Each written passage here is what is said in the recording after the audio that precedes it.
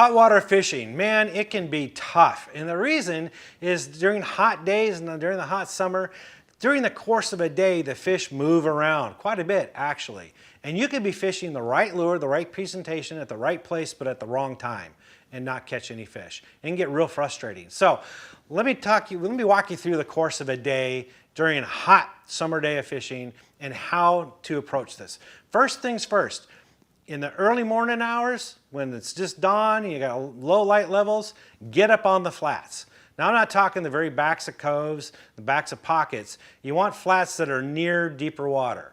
So closer to the main body of water. Or if you got a really big flat, don't go all the way to the back of the flats. But the flats, especially if they got weeds on it or scattered boulders, scattered stump, any kind of cover on it, that's what you want. A barren flat that doesn't have anything, skip those. The best way to approach those is, first of all, with buzz baits. I like covering a lot of water with buzz baits. You can go cover water quickly and the fish are aggressive and they're apt to hit top water lures. With a buzz bait, you want to go a little bit, as slow as you can, but keep it up on the surface of the water. So a super fast retrieve isn't necessary, although sometimes bring it along, give it a quick pop, and then keep the retrieve. Giving those little quick sputters and splashes can attract bass. But otherwise, a steady retrieve works just fine. Another bait that works really well is a spinner bait. Spinner baits can be fished a lot of different ways, but primarily cast it out and wind it back in. I like to use a double Indiana blade or a double willow leaf blade for this, a white spinner bait with either silver blades or gold blades. And again, you cast it out, you can try a couple of different retrieves. Just a medium retrieve can work really well right across the tops of weeds, works exceptionally well. You can also burn it back so it just bulges the surface. Don't let it break the surface, but forms kind of like a wake just under the surface. That can be extraordinarily effective. And then you can also fish it a little bit slower and get it a bit deeper. If the weeds are a little bit deeper, if you're fishing a little bit deeper flat, you can fish it that way. Another bait to consider is a rattle trap or a vibrating crankbait, a lipless crankbait. Typically a chrome with blackback or chrome with blueback works really well during low light conditions. And again, you can buzz it back quickly or do a normal steady retrieve. With all three of these baits, what I like to do is fan cast in a clock type pattern. So my first cast might be 10 o'clock, the next cast would be 11 o'clock, next cast 12, then 1, 2, and 3, so on, that kind of thing. Just to cover the water, then move. Either you move the boat or walk down the shoreline, rinse, lather, repeat. And that way you cover the water really well and you can get all those active bass. Now, if you're doing that and then getting the bite, it's going good, but then the bite starts to wane, you can go to a slower moving bait. I like to use like Senko's soft plastic stick baits. You can use a weightless Texas rig over the weeds, or you can use a wacky rig version of it. Either way can be very effective catching those bass that aren't really willing to chase down baits. Another is a fluke, weightless fluke, white. Just go out there and let it sink, twitch it, and let it flutter down, give it a little twitch, let it flutter down. A little bit slower way of fishing, but that can catch a lot of bass. Now, as the sun gets higher up on the water in the morning, sometimes those bass, what will happen is they move. You can tell because the bite just like dies off and you can't buy a bite. First thing to do is to go to the next deeper water. This could be an outside weed line that drops off into 15 to 20 feet of water. It could be the nearest point that goes off into deeper water. Maybe there's a creek channel that runs along, or it swings up to the shoreline and get some deeper water there. Find something nearby that's a bit deeper than that flat, and typically the bass will pull off to that and you can catch them that way. And the best way to do it is with deeper diving crankbaits. I like to use crankbaits that go from 8 to 15 feet deep and cover the outside weed lines that way. Maybe catch a little bit of weeds as you do it and yank the bait out of the weeds. That change of direction sometimes triggers a strike. The colors I use are just shad pattern, perch pattern, bluegill, your typical bait fish. You can also probe it with a football head jig and crawl it along the bottom, along those weed edges, or again, those points, along those creek channels. Just kind of crawl it along there and imitate a crawdad, and you can get bites that way. Those are typically the two ways I go after those intermediate areas. What I call that intermediate is just because As it gets warmer, the bass are going to do one of two things. They're either going to move up shallow or they're going to go deep. So let's talk about shallow first. They go shallow, they've got a couple of different options for them. They've got docks, they've got weeds, which is mostly in the form of matted weeds, and they have thick cover that they can get into. So let's talk about the docks first. The docks, if the bass are up under the docks, sometimes they go up underneath them, especially the larger docks, but if they're on pilings, they're accessible because you can skip baits underneath them. Like a Senko is an excellent bait to skip, so is a tube, and grubs. A lot of people don't talk about fishing, skipping grubs under docks, but I assure you they're doing it and they're catching a lot of fish doing it.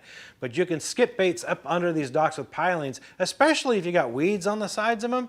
That's perfect. That's a sanctuary for the bass to get up under there, and they can feed on bait fish, and they feel real comfortable under those docks. You can skip a bait right up underneath there. And remember, there's boats sometimes that are attached to these docks. If you can skip along between the boat and the dock, that kind of stuff, those crevices, typically that's where the bass are hanging out, and you can get bit that way.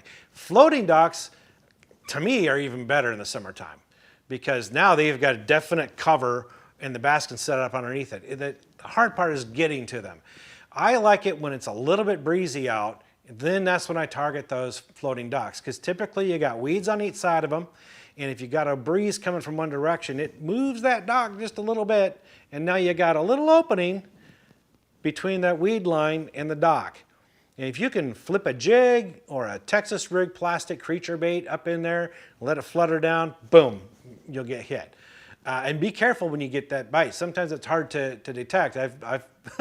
First time that happened to me, I flipped in there and the lure was falling. It was about 3 feet of water, and the line kept peeling off. It was like 3, 4, 5, 6 feet. Finally, when it was like probably felt like 10 feet of water, I realized it's not that deep here. Why does my line keep peeling off?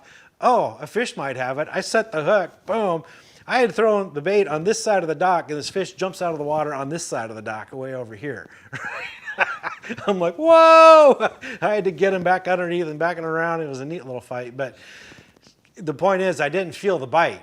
So pay attention to your line where it enters the water. Sometimes they just grab and run off with that, and you don't see the line jump or anything. So pay attention. Sometimes those bites are subtle. But fishing docks can be really good. The next form is weeds. Typically matted vegetation. The bass can get up underneath there. The water's cooler there. There's a lot of zooplankton, microorganisms. There's bait fish in there. Plenty of stuff for them to feed on. Lots of cover, and it's dark and shady. Great for them to ambush these things. So getting to them can be, there's two different ways to do it. One is bring something across the surface, like a hollow-bodied frog, hollow-bodied rat, or a spoon, like a Johnson silver minnow. Bring it across the top at a steady pace, and then when you get to an opening, pause it and let it sit there for a second. A lot of times the bass will track it. They'll follow that noise, and then it gets an opening, boom, then they'll clock it. So make sure you're targeting those openings, cast past those openings, and bring it to those openings and let it pause. Sometimes they'll blast right on through the canopy, and that can scare the bejeebies out of you. So when that happens, resist the temptation to set the hook. Bass sometimes will jump up and hit it and miss it, and they'll take several attempts at it to finally hit it. And if you set the hook when you see the blow up, you're going to take the bait away from them and you won't catch them. So wait until you feel the fish actually tug on your rod, and when you feel that weight, then pop them. Then you'll catch a lot more fish that way. The other way to go after fish that are under canopies is to punch a bait through the canopy. And it's a technique called punching. Yes. Shit, what do I call that? You're using a weight that's at least a ½ ounce bullet sinker up to a 1½ ounce with a slim profiled creature bait, like a beaver style bait or a worm or a Senko, something like that that can get through the canopy without getting any appendages hung up on it. It'll punch through a lot easier that way. You cast up in the air and let it come down, boom, and it penetrates that canopy. When it comes through, a lot of times when it first comes through, the bass are right there and they'll annihilate it right then and there. Other times, as it falls, you have to feed it line sometimes. as it falls through the water column, the bass will hit it then. And another opportunity for them is once it hits the bottom, you give it a little twitch and sometimes whack, they'll hit it then. Again, be a line watcher, a little bit more difficult to detect the bite because of the canopy is kind of interfering with your feel. So you got to be on point for those bites, but it can be a very productive way to catch bass in shallow water on these hot days. Finally, in the shallow water is cover that they can be in. This can be in the form of flooded bushes, timber, laydowns, or thick weeds that they can be buried up in. And you got to go in after them. And flipping and pitching is the best way to do it. Either with jigs, tip with a craw, or go in with soft plastic baits. I like to use creature baits in this case. It could be like a brush hog, or it could be a rage craw. Even a rage bug can be very productive. It kind of has a bluegill type profile to it. It's a variety of different plastic baits out there you can use, but you rig them Texas style so they don't get hung up in this stuff, and you can flip and pitch deep into this stuff and draw them out. Typically the best way to approach it, say for example you got a lay down, start with the outside edges first and pick off any bass that might be very active on the outside part of it, and then work your way in deeper and get those bass that are hanging out in the heart of it. If you start in the middle of it and you catch a bass, then you're going to spook all the fish that are around it that you might have been able to catch. So pay attention to your approach on these things. Same thing with any kind of cover, any kind of flooded bushes, things like that. So that's shallow. Now the other end of the spectrum, as I mentioned earlier, is if they go deep. Deep is not going to have so much weeds. You're going to be fishing mostly structure here. Although you may have some sunken brush piles that you can fish. Aside from that, you can have rock piles, you can have channel ledges, deep points, humps. Those type of things is what you're targeting here. And they can be approached by several different ways. The first one that I like to use is crankbaits. I like to get a deep diving crankbait that gets down to the depth of where this is at and try to bounce it along the bottom, ricochet it off rocks, and get that erratic action and trigger a strike. Typically the bass are pretty active this time of year, so using a bait fish colored crankbait and fishing it so it's ricocheting off the bottom triggers a lot of bites. That's usually the most productive way to do it. You can also use slower moving baits. I like to use a football jig for this. Throw it out and crawl a football jig along the bottom, imitating a crawdad, just kind of bubbling its way on the bottom. And you can effectively fish pretty much any kind of structure using a jig. Texas rig bait works pretty good too. I'm a little reticent to do that because that bullet sinker can, if there's got a lot of rocks around, you can wedge up in those rocks and get stuck. You get hung up a little bit more. But if you don't have a lot of rocks present, then Texas rig works just fine. Just pay attention to what you're fishing. And then finally, a finesse type approach. You can use a split shot rig with a small finesse bait behind it. That you can cover a lot of water with that. It's amazing how fast you can fish that rig. Finesse doesn't necessarily mean slow. And a split shot rig, you can fish it almost as fast as you do a crankbait and cover a lot of water, but now you're using a small 3-inch bait, maybe a tube or a grub behind it, a 3-inch grub. That can be very, very effective. And a drop shot rig. If you find like specific pieces of structure, like a hump or a rock pile, or you've got maybe a deep buried weed line on a point that you want to really pick apart, you use a drop shot for that. And just use, again, a small 3-inch bait or a small finesse worm, something like that, and you can work it methodically and very slowly and pick apart that structure and catch a lot of fish that way.